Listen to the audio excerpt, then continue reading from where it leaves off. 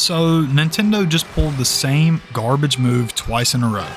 First, they did it with Mario Kart World, and now with the new Donkey Kong game. And honestly, at this point, I'm not even surprised. Recently, we got the really disappointing news that Donkey Kong Bananza started development on the original Switch and not the Switch 2. And look, I'm not saying that automatically means it's a bad game. That's definitely not what I'm saying. But it definitely raises some red flags. We've already seen what happens when Nintendo does this. Just a month ago, we got Mario Kart World, which was the very first Switch 2 game. Also started development on the Switch 1. And if you've played it, or even just watched a few clips here and there, you can tell that it feels held back by that. Especially in the open world. It's just completely empty. If Mario Kart World had been built from the ground up for the Switch 2, they could have filled that open world with actual content. Instead, we just got big empty spaces with almost nothing to do.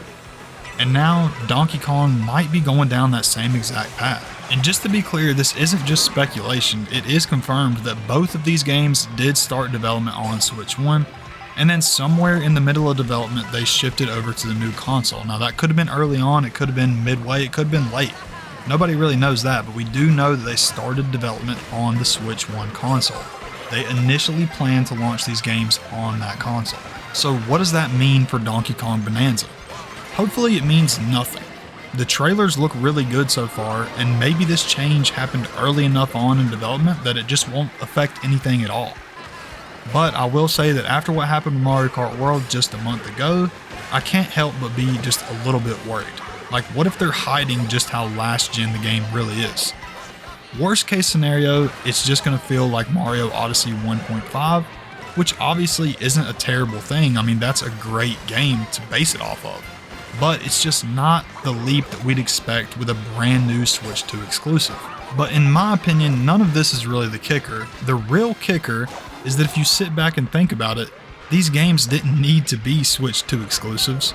Nintendo just decided to make them Switch 2 exclusives.